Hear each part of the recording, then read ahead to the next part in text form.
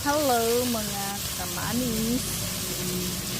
It's cooking sinigang. Paano po ba kayo magluto ng sinigang? Kasi ako, ang ginagawa ko, ginigisa ko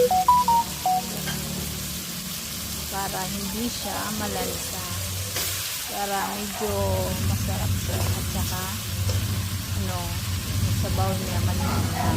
So, ganyan po ako magluto ng sinigang. Gigisa ko muna siya sa bawang, sibuyas, kamatis. Pagka isusutay ko lang siya saglit.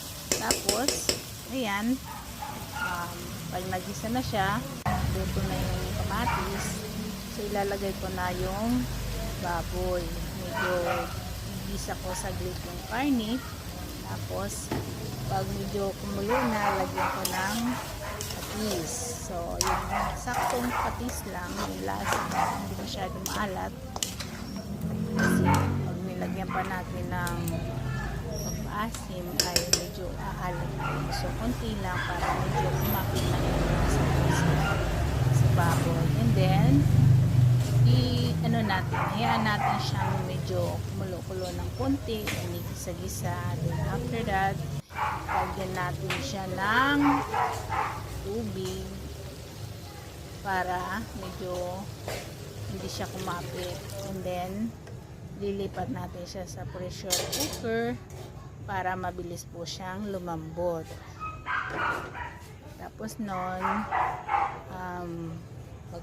ilalagay na natin yung karne sa pressure cooker. Tapos after nun, naluto na siya, kasi ako ang ginagawa, depende sa gusto ng kakain ko, anong gusto niyang ilagay na sahog.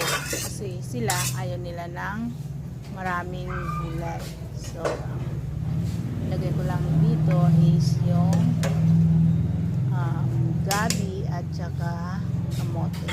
Kasi gusto nila kamote para may kunting tamis ng konti. Kunti lang naman, hindi mo masyado matamis. So, and then, after nun, lalagyan ko na siya ng pampaasim. Tapos, okay na yun. Pag naluto na, natimplahan na natin lahat ng lasa at sakto na sa ating panlasa yung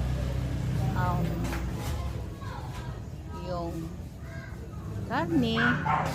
So, ang mangyayari is kukuluan natin ng gusto para medyo kumapit pa ng konti at saka natin ilagay yung ibang sahog.